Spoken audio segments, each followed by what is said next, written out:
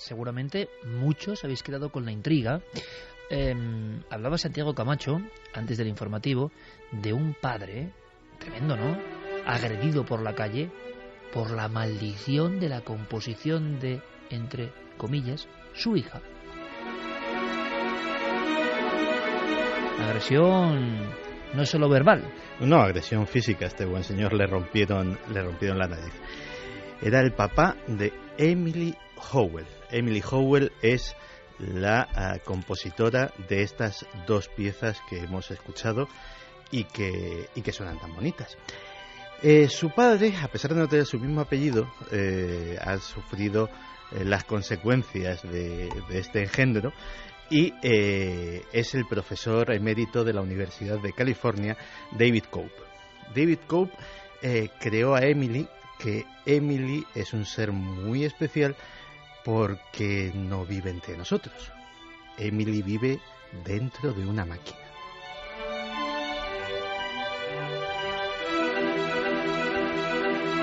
La compositora de esto que es arte vive dentro de una máquina. Hay que saber más. Emily Howell es una inteligencia artificial creada durante años por David Cope. David Cope se propuso crear un programa, una inteligencia artificial capaz de componer sinfonías, óperas, oratorios, tan buenos o mejores que los de los grandes maestros.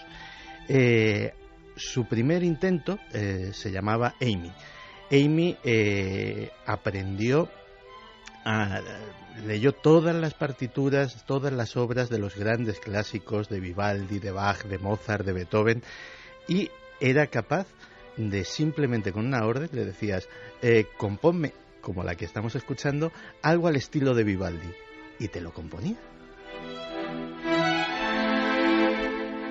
Pero vamos a ver, Amy era un robot, me imagino un autómata robot con aspecto antropomorfo, era un programa, era, no sé, ¿qué era? Amy es un programa. Amy vive dentro de un ordenador de la Universidad de California y de hecho ella no toca la música. Esta música que estamos escuchando está tocada por músicos reales, digámoslo así, por músicos humanos. Ella simplemente escribe las partituras, hace los arreglos. Y Cope, para demostrar hacer lo que se llama en informática el test de Turing, se le aplica a las inteligencias artificiales para saber si son realmente buenas.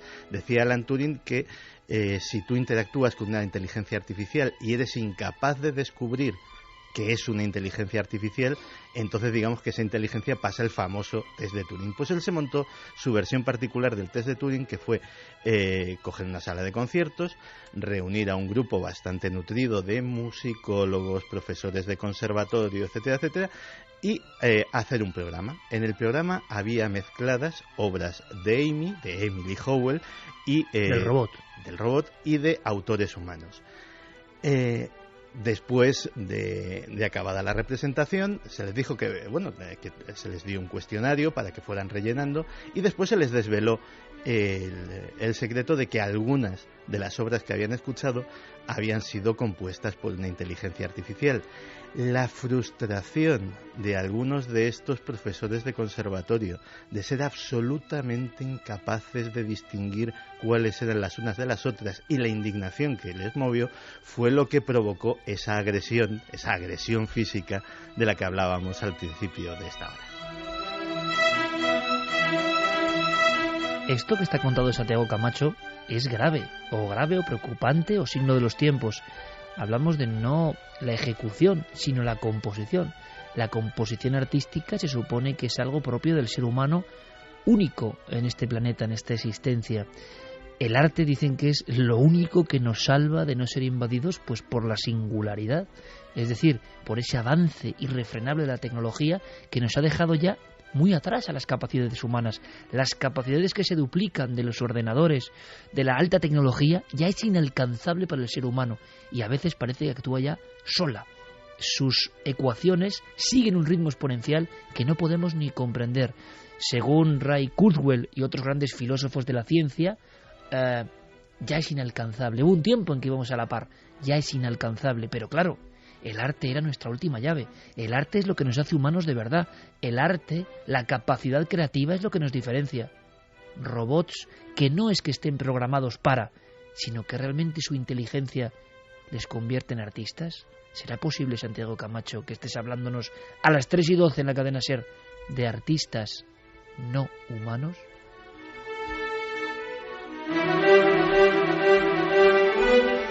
Pues eso parece. De hecho, a pesar de la violenta reacción, el Dr. Cope no cejó en su empeño y creó una siguiente versión de Amy, que es Emily Howell. Ya le dio hasta un apellido y la humanizó. La humanizó y de hecho durante algún tiempo la hizo pasar por humana. Emily Howell es la autora de la segunda pieza que escuchábamos, y se la vamos a pedir a Noel. Esto lo hace la versión 2 de este robot. Escuchad.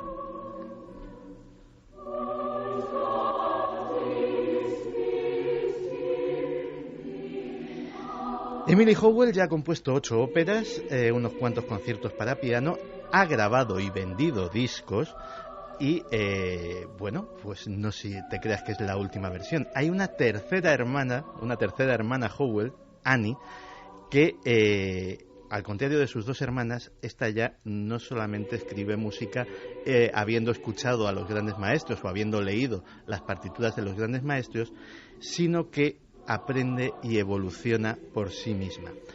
De hecho, Annie ya no se conforma con escribir música, sino que ha publicado un libro de poemas haiku, esos poemitas japoneses, que se titula Llega la candente noche. Digamos que la sensibilidad artística, no sé si ponerlo entre comillas o no, de Annie llevó a pedirle a su creador que la música se le quedaba corta y que quería pasarse también a la poesía.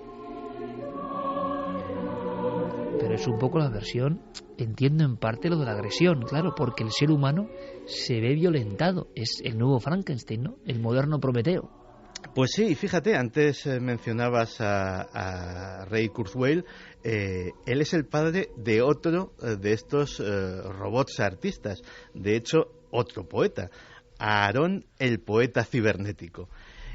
Su funcionamiento es realmente sencillo. Alimentamos al bot con un archivo de poemas de diferentes autores o de un autor a nuestra elección. Él se lee los textos, los analiza y, digámoslo así, se crea un perfil y puede escribir poemas basados en William Blake o Emily Dickinson o cualquier poeta anglosajón, que son los que él habla inglés, que son los que él conoce y que bueno, de hecho, vamos a recitar un par de muestras de estos. ¿Vas a recitar de quién? ¿De quién? Pues mira. ¿Del poeta cibernético? Este se llama Alma, curiosamente. Mira. Es un haiku. Curiosamente no, nada. Es un haiku escrito por Aaron después de leer a John Keats y a Wendy Dennis. Una cosa importante, Santi, no es que este robot coja los términos y con una combinatoria, clum, clum, clum, clum, como si fuera un sopicaldo, palabra muy tuya, mezcle todo y vale, sale otra cosa y dicen que es poesía, sino que ha aprendido con su inteligencia artificial un concepto parecido a creatividad, ¿no? Exactamente, eso digamos que Ray Kurzweil y otros expertos en inteligencia artificial lo que quieren con esto no es básicamente crear monstruos de Frankenstein que compitan con los seres humanos, sino también comprender cómo funciona la creatividad humana, cómo las asociaciones de ideas, cómo los estilos de los diferentes artistas son mezclables o se pueden reproducir. En definitiva, es más un estudio sobre la creatividad humana utilizando máquinas como modelo de ensayo que la creación per se de estas máquinas que pueden ser un poco estremecedoras. Estamos entrando en el último santuario del alma humana, nunca mejor dicho. A ver cómo suena también el poeta Santiago Camacho, 3:16, en el gran auditorio de cientos de miles de amigos, que no es cualquier auditorio, recitando un haiku no humano. Esto es muy bizarro, pero ahí te dejo, Santi, va. Ahí van esos 3 versos. Quebraste mi alma, el jugo de la eternidad, el espíritu de mis labios. Segundo haiku, escrito por Aaron después de leer a Kathleen Frances Wheeler. Se titula Hijo de la Luna. hijo loco de la luna, escóndete del ataúd para burlar a tu ruina. Pues ahí lo tenemos. Oye, el de hijo loco de la luna es de un dramatismo muy de Edgar Allan Poe, ¿no? Sí, o sea, algunas de estas es obras... un robot siniestro el que ha compuesto esto. Se llaman el Aaron este... Es un robot gótico. Peor todavía, a Aaron le ha pasado lo mismo que a Annie, y Aaron ya no se conforma con escribir haikus, sino que ahora pinta también. O sea, digamos que son polifacéticos, son artistas multimedia y... Esto es ciencia pura. Esto es ciencia pura, ciencia de vanguardia, pero que tiene desde luego un trasfondo muy curioso. Oye, ¿qué opinas? Que están aquí Clara y Carmen conteniéndose, y qué opina nuestro público, claro, a través de redes sociales y de nuestras vías de contacto, porque en el fondo, claro, es que Santi es un crack, es un genio, claro, yo no sé decir que es el hombre que... ¿Cómo era? ¿Conoce más de lo que dice o...? ¿O sabe más de lo que cuenta? Oye, que yo quiero felicitar a Santiago Camacho públicamente. Portada del Semanal de Periodista Digital, un medio de enorme influencia para todos los que estamos, ¿no? Los que somos periodistas. Y quiero, oye, pues mandar un abrazo a la gente de Periodista Digital porque se han portado de cine. Hay algún código extraño dentro de la entrevista, pero es lo de menos. No sé cuántas páginas y portada entera Santiago Camacho. Hombre, eso está muy bien. Eso está muy bien. Se dan cuenta aquí de que el que vale, vale. Pero Santi, con el eco que le ponía Noel, era un poco trágico también, ¿no? Y yo creo que en el fondo nos reímos, pero con esa risilla de decir, oye, como hay inteligencias humanas que empiecen ya a crear, a mí me da escalofrío, a mí, ¿a vosotras?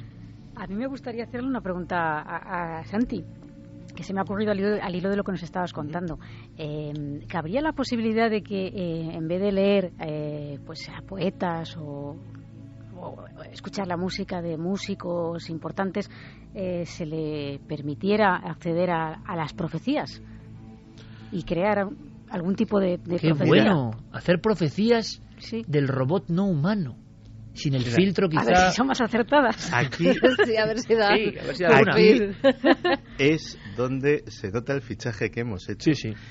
Porque, sin saberlo, la semana que viene voy a hablar de eso. Y no adelanto nada más. Se lo guarda porque... A mí me parece, ¿cómo se llamaba el último? Sabe el que ha más de hecho lo que lo de habla. Hijo de la Luna. Aarón, Aarón, pues Hijo Aarón. loco de la luna, Aarón escuchó huye de también tu a Mecano. ataúd. escóndete Ya, del ataúd. sí, también. No, pero hazme caso que tiene un tono dramático, fúnebre, Es un poco- chungo, ¿eh? Un poco es un Becker, robot también chungo. un poco Sí. Hombre, con esa voz y ese eco es que Santi lo ha Nos ha puesto más puesto- chungo. Sí. A lo Una mejor cosa- el robot con su voz metálica no lo hace tan chungo, pero... Pues fíjate, A mí me ha sobrecogido, ¿eh? ¿esto se le puede sacar algún tipo de rendimiento comercial? Sí. En Barcelona, en nuestro país, hay una empresa que se llama Polyphonic HMI.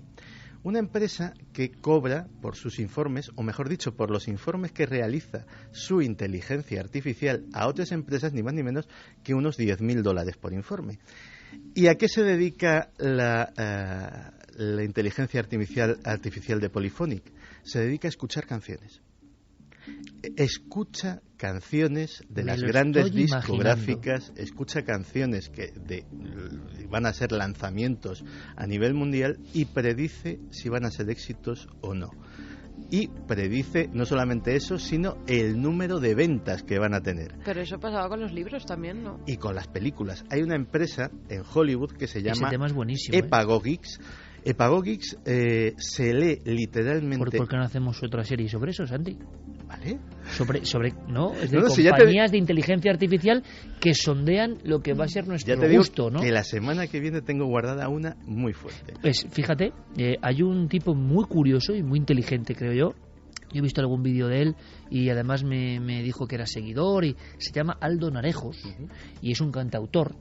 Y este muchacho, joven además, de repente investigando, fijaos qué curioso, empezó a darse cuenta, siempre su versión, yo no entiendo de música como él, ¿no? Que es un versado, ¿no? En el tema de la composición, hablando de robots músicos, y Aldo resulta que había descubierto que en los grandes éxitos de los últimos 10 años se repetía una serie de patrones fijos, de patrones muy fijos, evidentemente luego en la música vamos a llamarlo de gran éxito, en la música de baile, en la música de hits, en la música que pega en todo el mundo, que tú la oyes y bueno, que algo te atrae, oye, qué marchoso, que Pues Aldo Narejos, de alguna forma, había desencriptado algunos códigos bien rítmicos o de las notas y había encontrado, digamos, el código oculto al que iban una y otra vez, imagino, los que quieren tener un éxito. No quiere decir que no se ha merecido el éxito, porque una canción es mucho más, pero había unas matrices muy especiales que serían como la fórmula del éxito.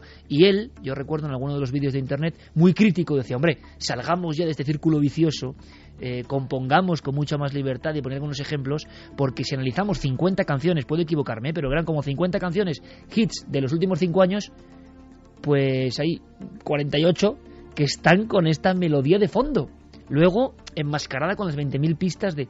Curioso, ¿eh? Y ahí vamos a que igual nos ordeñan mentalmente mucho más de lo que pensamos y están jugando con códigos. Así que no me extraña que haya empresas de inteligencia artificial cuyos robots hacen estas lecturas y te dicen esto da por buen camino o por mal camino.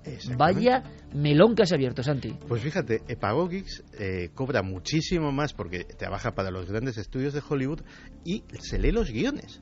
Se lee los guiones de las películas y predice lo que va a recaudar la película. De tal manera que dice, bueno, esta película va a costar tanto dinero, va a recaudar esto, mejor no la produzca. Robot profeta. Es un robot profeta. Se puede equivocar, imagino, por fortuna, ¿no? Mira, curiosamente, la primera vez que se usó Epagogix como experimento, se le sometieron 9 guiones de películas sin producir. Tuvo 3 fallos estrepitosos. Estamos hablando de cuando estaba en fase experimental. Desde que está en explotación comercial no se saben los datos. Tuvo 3 fallos Titanic, fracaso, ¿no? estrepitosos y los otros 3 acertó la recaudación con un margen de error inferior al 10%. Me das mucho miedo, Santi. Bueno, mitad y mitad. Falló 3. No, acertó 6 y falló 3. ¿Como un humano o no? ¿Quién sabe? Fantástico, Santi. Dime. Pero es que no hemos terminado. Queda que posiblemente queda lo más aterrador. Lo más aterrador, o al menos lo más chocante, porque nosotros somos escritores. No me digas eso, que también hay... En 2008, una editorial rusa publicó una novela de 327 páginas y que ha tenido cierto éxito en Rusia, que se titulaba Amor verdadero.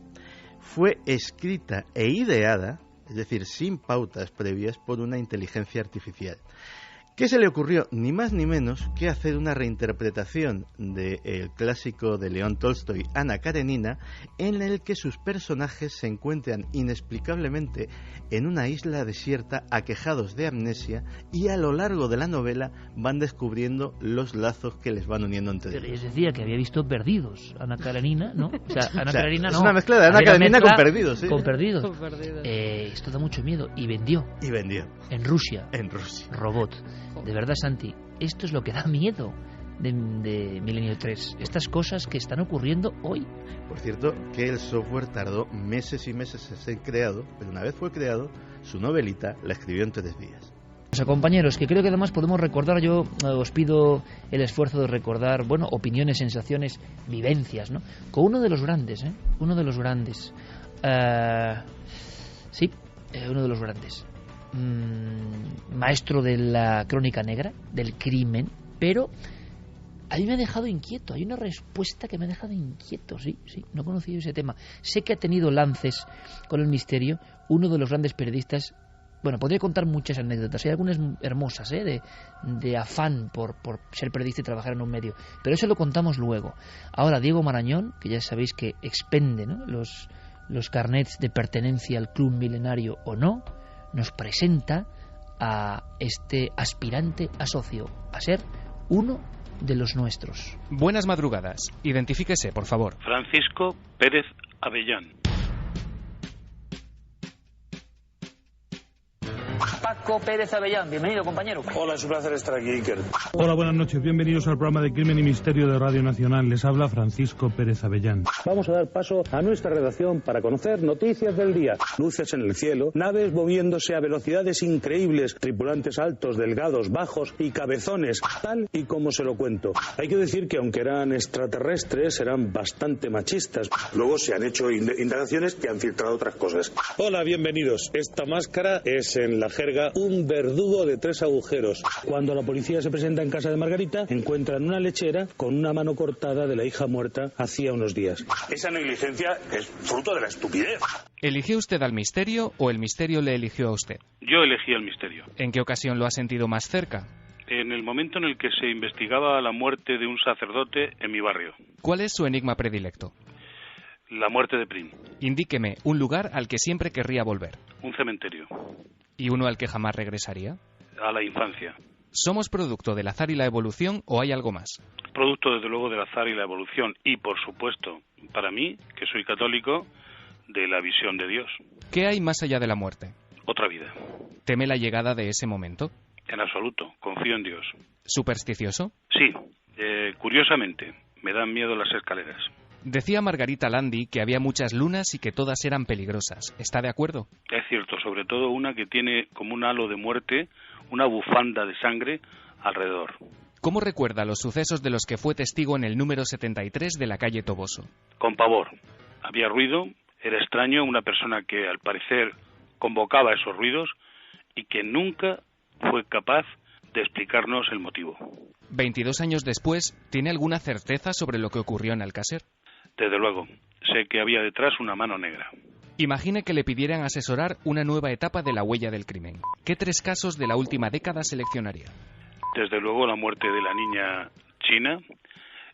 Tendría que saber también que es muy importante analizar el caso de Marta del Castillo y me gustaría muchísimo hacer alguna incursión en el crimen organizado. Por ejemplo, ¿cómo es posible que los sicarios hoy día puedan llegar a la habitación de un hospital y disparar sobre una persona que está encima de una cama? Como mencionaba, ha investigado de primera mano el sumario y los restos del general Prim. ¿Qué opina del último estudio publicado que descarta la conspiración? Una vergüenza absoluta para la ciencia y para los que la firman. ¿Echa de menos el estilo de periodismo que se hacía en Pueblo o en Diario 16? Desde luego. Éramos periodistas que contrastábamos las noticias. En la actualidad hay un empuje muy fuerte hacia el sectarismo, a recoger noticias, por ejemplo, en este caso de Prim, totalmente parciales, sin contrastar, a pesar de que todo el mundo tiene mi teléfono y me conoce. Después de tantos años estudiando y contando lo peor del ser humano, ¿cree que aún tenemos arreglo? Desde luego. Yo confío plenamente en el ser humano. Es capaz de lo mejor y de lo peor. ¿En qué cree Paco Pérez Avellán? Creo en Dios. ¿Cuál ha sido el fregado más grande en el que se ha metido? El caso Alcácer. Si piensa en su infancia, la imagen que aparece en su memoria es... Es de un niño enfermo que lee mucho. ¿A quién le encantaría haber conocido? Me habría gustado conocer profundamente a Gabriel García Márquez. ¿A qué tiene miedo? A nada. Un libro y una película. Dr. Jekyll and Mr. Hyde, y es posible que mi película favorita sea Apocalipsis Now. Un pintor y un músico. Desde luego Sorolla y Wagner. Acabemos con un vicio confesable. Bueno, la verdad es que me gusta mucho el cine. Gracias por su colaboración. La identificación ha sido completada con éxito. Desde este momento puede considerarse, de forma oficial y por méritos propios, uno de los nuestros.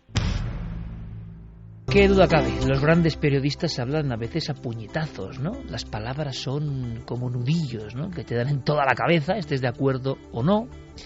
Pero es que Paco Pérez Avellán, estoy seguro que todos tenéis la imagen, ¿no? De ese gran cronista, de la España Negra en muchas ocasiones, ¿no? El primer libro que yo compré de la España Negra era uno titulado así, ¿no? Los 50 crímenes más famosos.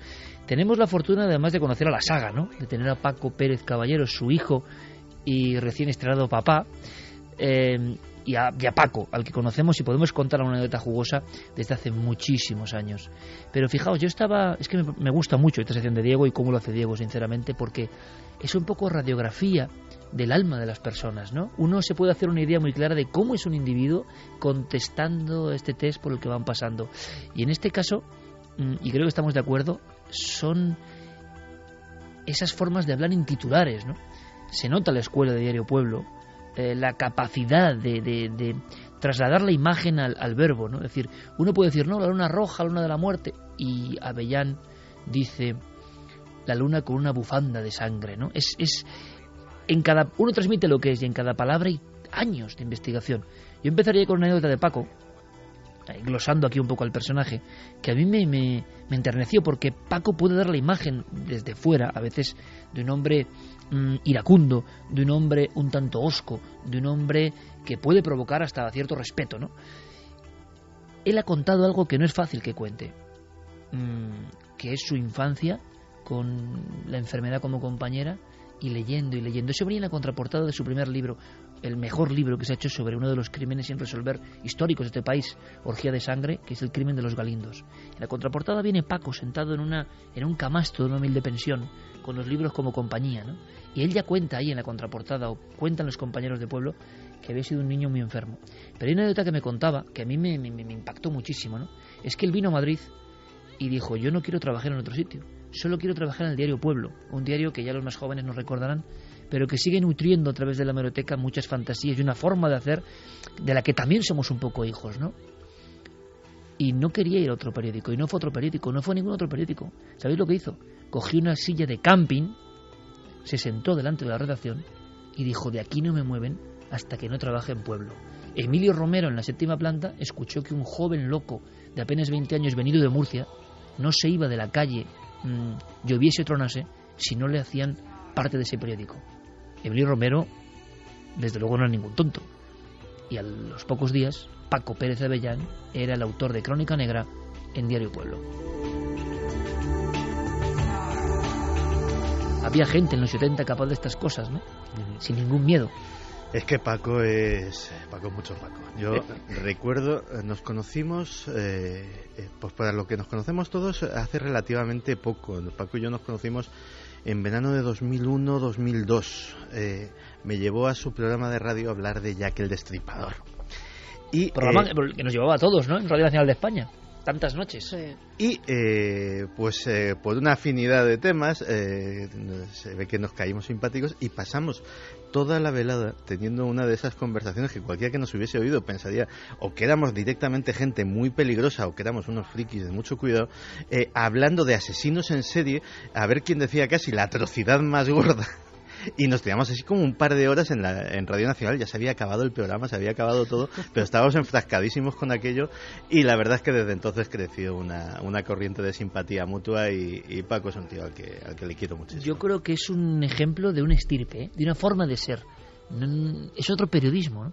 No puede gustarle más o menos, pero es otro periodismo. Sí, es el periodismo de campo, donde verdaderamente iban a buscar la noticia a la calle, donde además Pueblo y El Caso eran los que primero llegaban y los que primero hacían las fotografías de los casos que luego publicaban en sus diversos periódicos, y los que estaban en contacto con los verdaderos testigos, los que habían vivido allí. Paco te contaba anécdotas mil de cuando iba a investigar los crímenes y hablaba desde el dueño del bar, a la criada, a los amigos del niño que habían asesinado. Te contaba absolutamente todo.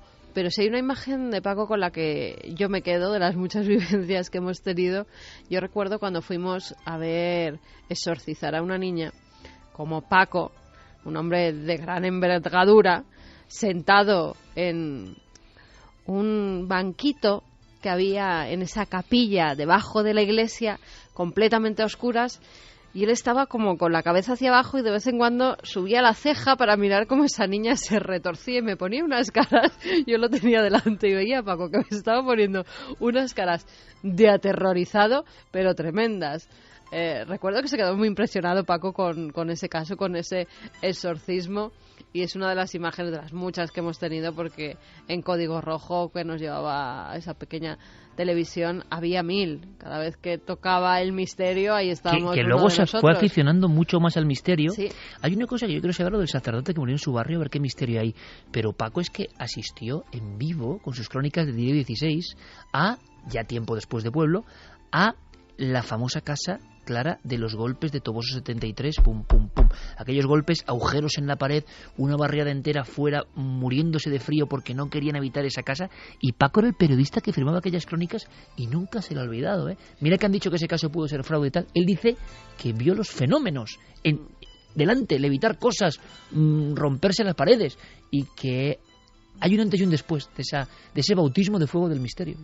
Hombre, la verdad es que sí que es curioso, y tenéis toda la razón, ¿no? Que hace años cuando conocí a Paco también, por aquellos programas que nos llevaba, incluso en en Radio Nacional y en la tele, en Tribunal Popular. Tribunal Televisión también, es verdad. Televisión. Sí, sí. Y siempre pues me llamaba para hablar de aspectos relacionados con esoterismo, pero claro, englobados en la criminalidad, ¿no?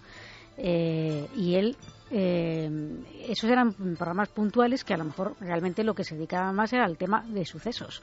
Entonces sí que es verdad que yo le he observado un giro, no sé exactamente qué pasaría con ese cura, ni si algún día nos lo cuenta, pero a mí me parece curioso un cambio, ¿verdad? Ese cambio en Paco. Y también me gustaría resaltar, ¿no?, que me ha llamado la atención esa religiosidad que manifiesta abiertamente, además sin ningún tipo de pudor, ¿por qué no? Y luego, por otra parte, también siempre me ha parecido como un ser humano, ¿verdad?, que puede parecer una persona físicamente, y por su forma contundente de hablar, que pues sea un poco seca y nada que ver. Y de hecho yo creo que, fíjate, pues cuando acudía a esos programas, que yo era también más joven, y Paco ya era, digamos, un maestro, ¿no?, que daba esa oportunidad a la gente joven, que eso es, oye, es de agradecer. Muy importante, porque, ¿sabes?, a él también se la dieron. Es muy importante. Claro. Y fijaos que yo creo que hablábamos hace no mucho tiempo de Juan Ignacio Blanco, y son los últimos ejemplos de un periodismo que ya es prehistoria. Yo creo que por desgracia, porque también ha cambiado la vida.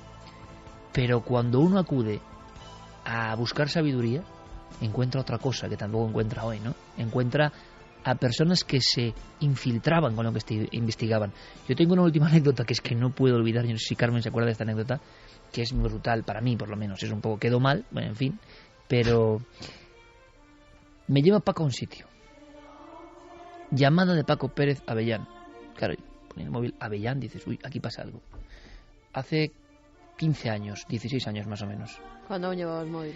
Sí, y me dice, Iker, ¿quieres venir a ver un exorcismo oficial de la Iglesia Católica? Que decir tiene que al día siguiente yo estaba en un lugar con Paco Pérez Avellán y un sacerdote nos recibía, y aquí el ambiente era muy lóbrego, mucho.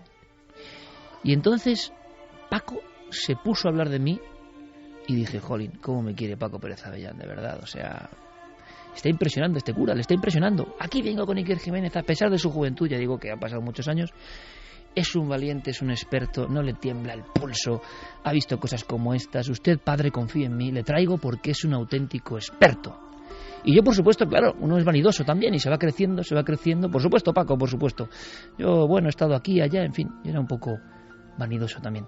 Y entonces, cuando bajo, para mi sorpresa, Paco abre una portezuela, el cura pasa ensotanado y me encuentro una niña que está arqueada absolutamente, los ojos en blanco y pegando gritos con una boca que es la boca más animalesca que yo he visto en mi vida, abierta completamente, que es el recibimiento. Todo el camino, que era como una torreta, como una bajada, todo el camino era explicando lo valiente que era Iker Jiménez, y por eso iba con él como experto en estos temas. Yo nada más ver a esa niña, digo, ¡wow!, me voy para atrás, doy un brinco, me quiero alejar, quedo como el mayor cobarde de la historia, y la mirada de Paco, te he conseguido venir aquí, que vengas aquí, y ¿qué estás haciendo? Claro, me dio más miedo ya la mirada de Paco que el exorcismo, fue una conjunción increíble. En fin, cuántas historias, ¿no? El abuelo Cebolleta en vivo. Vamos con las vuestras, que es mucho más importante. Milenio 3, compañeros, responde.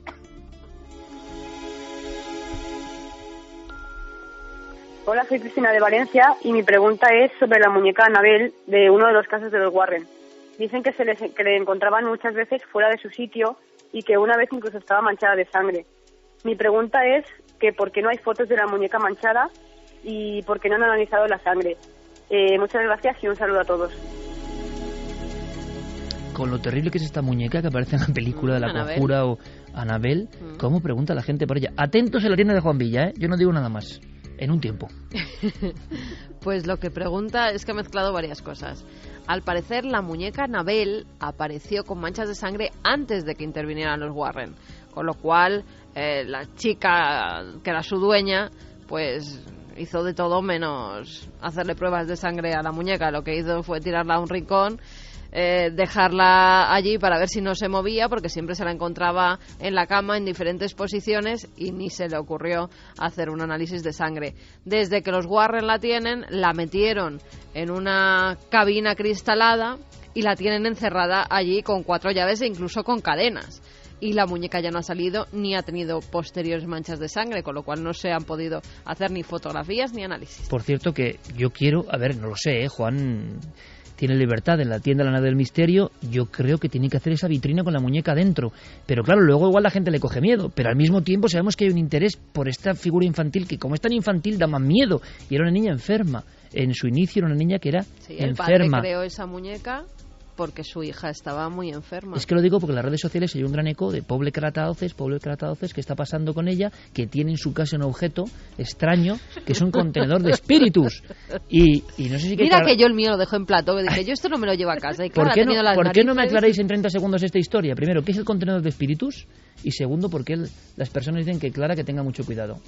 Pues el Derby es un contenedor que compramos a una tribu, la del río Omo, que al parecer pues lleva allí sus espíritus metidos cuando se van a cazar o cuando cambian de lugar para que estos le protejan. Y el aspecto da mucho miedo y el olor también. El aspecto sí, está hecha en madera y con cuero en ambos lados, y dentro va el espíritu familiar que los acompaña. ¿Clara? Claro, yo lo que lo aclaro para la gente no preocuparse, ¿no? No preocupar que lo que hice fue comprar ese contenedor, una réplica de él, mejor dicho, en la tienda de Juan Villa, y claro, colgué una foto e inocente de mí, pues el efecto es que es tremendo, claro. La cuestión era abrir o no abrir, ¿no? Claro, tú también mandas esa foto diciendo, ¿lo abro o no lo abro? Y las personas pensaron que era el auténtico. Sí, hubo gente que pensó que era la gente auténtico. Te quiere bien, entonces, ¿eh? Sí. Ni se te no abrir nunca, ni aunque sea réplica incluso. Hola, soy Andrés de San Javier en Murcia. Era para ver si hay una investigación del monasterio de San Ginés de la Jara de Cartagena. Gracias. Vamos muy rápido. San Ginés de la Jara. San Ginés de la Jara, sí, que es un monasterio que, pese a ser de bien interés cultural, o sea, que es una joya arquitectónica, actualmente está totalmente abandonado, ¿no? Parece que está construido sobre un anterior recinto donde se practicaban cultos mozárabes, y bueno, sí que se habla de ciertas presencias fantasmales, incluso de grabación de psicofonías, de una mujer mayor que se aparece, de una mano que coge a los que visitan el monasterio abandonado, y que se habla, según la tradición popular o quienes por allí han ido, ¿no?, como de una especie de venganza de los monjes que lo habitaron por haber caído en ese desuso, ¿no? Pero la verdad es que no sé exactamente si se puede acceder. Si hay fundamento, ¿no? Si hay fundamento y si merecería una investigación a fondo. Buenas noches, mi nombre es Francisco Rubio y mi pregunta es acerca del monstruo de Florencia. Me gustaría saber si ha habido alguna novedad en la investigación. Me leí el libro después de escuchar el programa especial vuestro y me quedé bastante asombrado de cómo se habían acontecido los hechos. Así que me gustaría saber si había alguna novedad y si se ha detenido algún culpable. Gracias, un saludo. Qué miedo y qué terrible el caso del monstruo de Florencia, ya que el destripador moderno en Italia, que lo investigamos y que sepamos no hay novedades. Se cerró el caso un poco con la implicación de una persona, Pacciani. Parece que no era todo así y que hay cabos sueltos. Y no es para contar noche tampoco todo el rato de anécdotas, pero ¿tú te acuerdas la Nochevieja del 2007? Sí, me acuerdo la Nochevieja del 2007. Fue una idea de Javier Sierra, claro. 4... Vamos a un lugar idílico, dijo. Vamos a un lugar idílico ideal para la Nochevieja. Javier, ¿eh? Sí, ojo clínico. Dice, vamos a un lugar idílico. Claro, y en aquel lugar, pues resulta que todo el mundo estaba triste. Primero como una casona abandonada en medio de... El miedo. Que yo dije, Javier, te mato. Es un hotel. No, es una casa que alquilan habitaciones en medio de la Toscana, preciosa, eso sí. Toscana, sí, muy bonita, pero es que no se podía aparcar el coche ni delante de la casa. Había que dejarlo en un huerto y tú imagínate, por la noche de Nochevieja, ni Dios por allí, y dejando el coche y yendo hasta un miedo. Yo decía, aquí nos va a salir algo. Y no sabíamos... en la calle y eso nada, ¿no? Nada, ni una. No, pero sobre todo, y muy breve, resulta que era un sitio muy triste. Y yo digo, pero bueno, conseguimos una especie de posada, que luego volvimos años después a filmar. A la posada no. al bar en mitad de aquel pueblo de San Cacciano. Y yo decía, hombre, sí, muy bonito, pero aquí la gente no está alegre en Nochevieja, ¿qué pasa? Y había 4 españoles, que era ridículo, con gorritos, no sé qué. Era Eva, Javier Sierra, Carmen y yo. Y yo salgo al pueblo y es que no hay un alma. Y digo, pero bueno, yo creo que en Italia también celebran la Nochevieja. Ahí no celebraba nadie nada. Y nos miraban por la calle como diciendo, pero ¿qué hacéis? Se abrían como balcones y nos miraban raros que paseábamos por la calle, era como extraño, caras detrás de puertecillas. Que sí, no, de película, como de película. De película. Y yo digo, ¿qué demonios pasa? Estamos pasando la Nochevieja, Javier, menos mal que lo pasamos muy bien, pero los 4 solos. Y yo digo, en un lugar donde nadie celebra el paso al Año Nuevo. Y resulta que era el momento concreto, y no lo sabíamos, en que toda la gente importante de ese pueblo estaba siendo encausada y enjuiciada, el de la taberna, el de la farmacia, el zapatero, en los crímenes del monstruo de Florencia. Lo supimos después. Estábamos pasando la Nochevieja y de Javier Sierra en el pueblo de los crímenes de... hasta el loco del pueblo, el que estaba en el cruce fuera, está implicado en la desaparición de gente. O sea, en fin, ¿para qué vamos a seguir? Lotti, el loco Lotti. Vamos a la siguiente. Hola, buenas noches, milenarios. Soy Asier de Baracaldo y me gustaría que me dijerais, a ver qué sabéis, sobre el extraño mensaje de un supuesto extraterrestre llamado Brillon, que cortó la señal de la BBC en 1977. Nada, un saludo y muchas gracias. Aquí escondió un poco cara de póker, Brillon en 77 veces, y Santi simplemente asiente. Bueno, pues a ver. Brillon. Terminado en N. Y con V. Sí, porque Brillon era un detergente, ¿no? No, pero de verdad. No. Oye, de verdad, Santi. Oye, por favor. Puede. No, en serio, Brillo era una marca de detergente importante en Reino Unido. Bueno. O en Vitoria. Fue en noviembre de 1977 y no fue, como decía Asier, la BBC, sino la ITV, que es una cadena de cadenas locales en Inglaterra, y no se cortó a nivel nacional, sino que fue la parte del sur de Inglaterra. O sea, que parecía que era la bomba y no, ya es que, quedó. Como todos los casos, luego la leyenda urbana se ha ido magnificando muchísimo.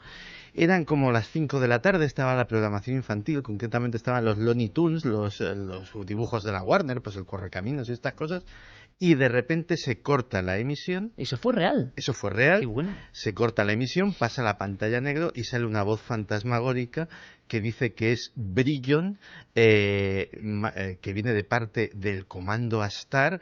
El célebre Comando Astar. Efectivamente.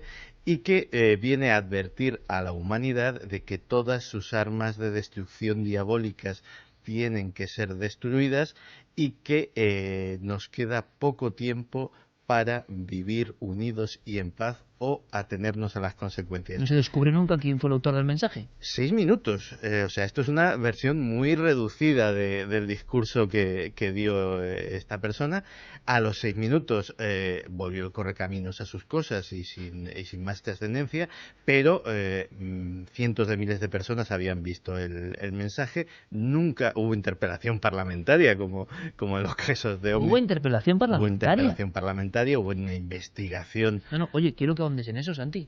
Contemos un poco más la próxima semana o algún día. Pues mira, ¿qué pasó con el caso Brillon? A ver si te puedo traer hasta, pues porque ha sido una cosa improvisada, a ver si te puedo traer hasta la grabación que debe de andar por ahí todavía circulando. De hecho, quiero saber, me parece curioso, hay dos cosas, ¿no? Entonces, si son extraterrestres, que imagino que no en este caso, ¿por qué eligieron una tele local en el Reino Unido? Bueno, igual es para que, en fin. Porque era más fácil de cortar los controles de seguridad. Bueno, interesante, interesante, pero quiero saberlo, es que yo no había oído nunca esta historia. Vamos rápidamente porque me cuenta Carmen que hay muchos encargos para el 2014, para aquella fuerza cósmica. Muchos. Nos hemos reído mucho también en esta hora, cosa que es de agradecer. Vamos allá. Noel, nos marchamos directamente a los últimos mensajes. Un habitual del Twitter, Samboy Paranormal, su cumpleaños. Bueno, Iker, muchísima gente te felicitaba al inicio del programa. Bueno, muchas gracias, por de verdad, tu cumpleaños. Muchísimas Así gracias, que, de verdad. desde aquí te lo transmito.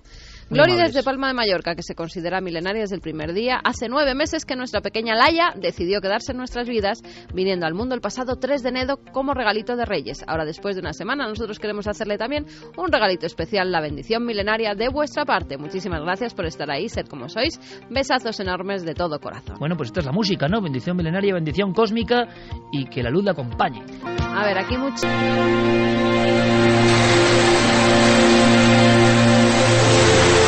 mucho antes de la gloria y la inmortalidad. Mucho antes de que se alzasen esculturas en las que se señalaba con el dedo índice hacia un nuevo mundo. Mucho antes incluso de su primer viaje, el mercader Cristóbal Colón veía atardecer en las playas desiertas de la isla portuguesa de Porto Santo. En no pocas ocasiones habían arribado hasta las rocas maderos con extrañas inscripciones y troncos primorosamente tallados por manos desconocidas. En una ocasión incluso llegó un cadáver de aspecto misterioso. ¿Qué es eso? Parece un cadáver. No parece. Es un cadáver. Apártense. Solo lo están acercando a la playa. Apártense, he dicho. Dios mío, es horrible. ¿Qué opina, doctor? Este hombre lleva muerto mucho tiempo. Tiene la carne podrida. Sí. Este cadáver habrá pasado semanas o incluso meses a la deriva. Pero mire, doctor, fíjese en el rostro. No parece un cristiano. ¿Tal vez un chino? ¿Quizá un hindú? Cierto es, don Cristóbal, que este individuo llega de muy lejos. Y esta tez tan oscura, esta cara ancha y sin barba... No sé qué pensar. En fin, ayúdeme, sostenga esta tenaza un momento. Tengo que perforar por aquí.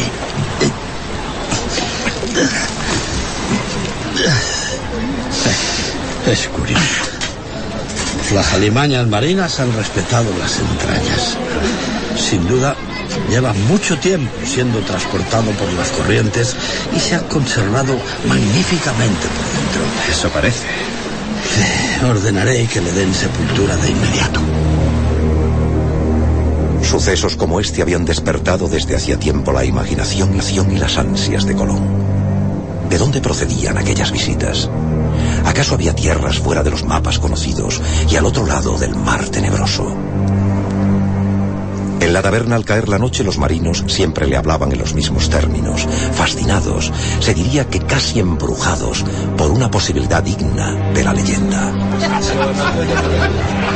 Le doy mi palabra de que hace un mes, viajando como piloto del rey, navegando a 450 leguas al oeste del Cabo San Vicente, recogí un madero de embarcación que los vientos traían de poniente. Por lo tanto, aquello procedía de tierras existentes hacia el oeste. Y eso es tan verdad como esta jarra de vino. No mienta. Yo mismo, hace ya 15 años, pude ver en la misma zona unos barcos lejanos que transportaban cañas gruesas. Unas cañas andadas que flotaban en el agua y que nunca aquí se han visto. A lo lejos, en la cubierta, hallé a esa gente de menuda estatura y la piel tostada, sin barba, como el desgraciado que llegó al atardecer hasta la playa. ¿Y cómo no fue hacia ellos, amigo Pedro? Quité. Se alejaron a gran velocidad. A lo peor, temerosos de mi navío. Se fueron delante de mis ojos rumbo al oeste. La obsesión de Colón, extraída quizá de algunos libros prohibidos que había podido consultar en Italia, era viajar al este por el oeste, inaugurando una ruta jamás explorada a través del océano. Una vía prohibida que demostrase la posibilidad de llegar a la tierra de las grandes riquezas, a una parte desconocida del inmenso continente asiático que ya intuyó Marco Polo. ¡Don Cristóbal! ¡Don Cristóbal, tiene que venir! Una barcaza se ha estampado contra el espigón. Hay varios muertos. ¡Rápido, don Cristóbal! Apenas había comenzado el mes de marzo de 1479, cuando un accidente aparentemente fortuito iba a cambiar de raíz la vida de Colón, y quién sabe si de la propia historia de la humanidad. Por favor, no puedo hacerlo solo. Ayúdame con el herido. Cuidado al cogerlo. Sí, no. Tranquilícese. Dios mío, tiene la pierna tronzada con el madero. A ver, tiren por aquí. Pero mucho cuidado, estoy por muy aquí, malherido. despacio. Lento con la cabeza. Con cuidado. Vamos, poco a poco. Era el único superviviente de aquella embarcación que también venía arrastrada desde el oeste. Quizá por esa circunstancia, el almirante asistió intrigado y en silencio a la escena. El doctor y un grupo de muchachos arrastraron hasta la orilla a un hombre barbado, vestido con una especie de túnica de lino blanco. ¡Por el amor de Dios! ¡Ayuda!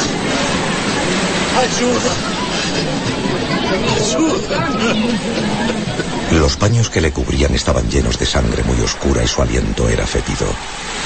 Por unos días, la isla se volcó con el inesperado visitante, que fue acomodado en la casa de Colón. Todo el cuerpo estaba lleno de bubas y costras de aspecto siniestro. A decir verdad, nadie apostaba por la vida del enigmático viajero. No se lleve a engaño. No puede durar más que unos días. ¿Cuál es su opinión, doctor? Tiene un mal que espero no sea contagioso. Es algo extraño, como si la sangre se le hubiese podrido cual animal muerto a la intemperie. Mi consejo es que no permanezca aquí por más tiempo. Creo que puede ser peligroso y... Basta. Ya le he dicho que este hombre se quedará aquí hasta que Dios le haga la última llamada. Y sepa que ese mal no me inquieta lo más mínimo. Pero, don Cristóbal, ¿realmente cree que un enfermo que agoniza le puede dar información valiosa para sus estudios? Por cierto, esa ropa de lino que lleva debería ser quemada de inmediato. Aquí no se va a quemar nada de ese enviado. ¿Enviado, dice? Sí, enviado del destino. Y en el momento justo. Por el amor de Dios. A ver si este mal propaga la locura y el delirio y ya le está afectando. No. Usted sabe como yo que este hombre y el resto de su tripulación muerta venían de muy lejos, de un lugar donde no puede llegar nadie, a no ser que mi teoría esté en lo cierto. Pero déjese de teorías. Aquí lo único que hay es un piloto castellano, bueno, o vizcaíno o portugués, lleno de llagas y bubas que revientan. Esto puede ser un foco infeccioso maligno para toda la isla. ¿Comprende? Le aseguro que lo que pueda revelar este hombre es mucho más importante que su enfermedad. Además, le noto algo mejor. Me ha cogido confianza e incluso ayer de madrugada me confesó su nombre. ¿Y se puede saber? Sí, se puede saber. Se llama Alonso Sánchez, de Huelva, y ha llegado aquí desde una tierra tan lejana que ni siquiera cabría en nuestros mapas. Y ahora, doctor, si no le importa, déjeme solo.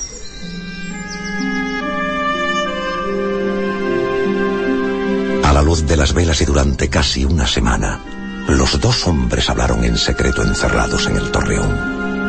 Uno de ellos, con el rostro cadavérico y postrado en la cama, y el otro, ansioso, apuntando todo lo que salía de la boca de aquel hombre. Amigo Alonso, trata de recordar. Me hablabas de la gran tormenta. Vamos, haz un esfuerzo. Íbamos cargados de frutas y maderas, navegando por el Golfo de Guinea. Y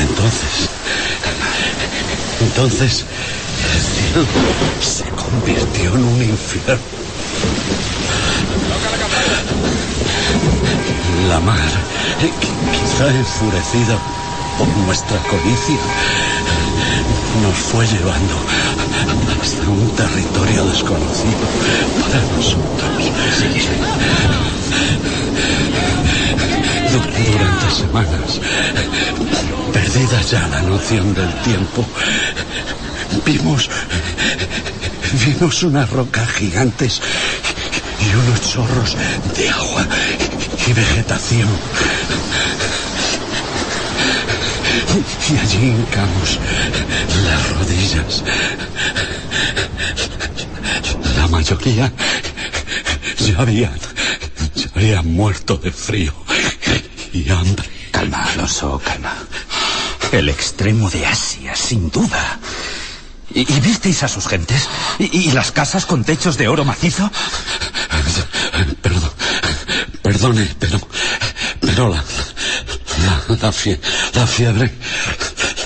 la fiebre otra vez. Deme un poco de beber, don Cristóbal. Tranquilo. Alonso. Tengo que beber. Apiádese.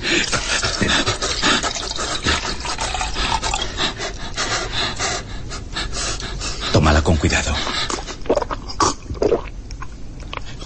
Así, tranquilo. Debes contarme todo con detalle, para que así yo pueda realizar ese mismo viaje. Debes acordarte de todo lo posible, querido Alonso. Ninguno de los dos podía saberlo, pero el mal que aquejaba a aquel prenauta era la sífilis. Una enfermedad devastadora que llegó a Europa en 1493 y que afectó a navegantes ilustres como Martín Alonso Pinzón. El piloto onubense había sido contagiado en una tierra remota que describió a Colón con total detalle. Y las mujeres eran amables y cariñosas. Yacían con nosotros y nos consideraban dioses, enviados. Hasta que empezamos a sentir este dolor y nuestro cuerpo se recubrió de granos y bultos. Calma, Alonso. Así que entonces es cuando decidí regresar, aprovechando de nuevo los alisios. Antes habíamos encontrado una mina de oro y vimos las casas de caña y hablamos con los habitantes de esa tierra mediante señas. ¿Y cómo eran? ¿Cómo eran ellos? En verdad no se parecían a los chinos, ni a lo que nos han contado de los asiáticos. Eran otra cosa, otra raza. Ya. Eso obedece, amigo Alonso, a que es la parte más alejada y, por norma, la fisonomía de estas gentes debe ser completamente distinta. Sí, así lo he leído yo en la cosmografía de Ptolomeo. A 750 leguas de las Canarias, siempre al rumbo oeste, encontramos un archipiélago. Unas islas que parecían el mismo paraíso terrenal. Y allí quisimos quedarnos para siempre, hasta que esta maldición, este fuego en las entrañas, esta enfermedad, nos obligó a partir. Calma, Alonso, calma.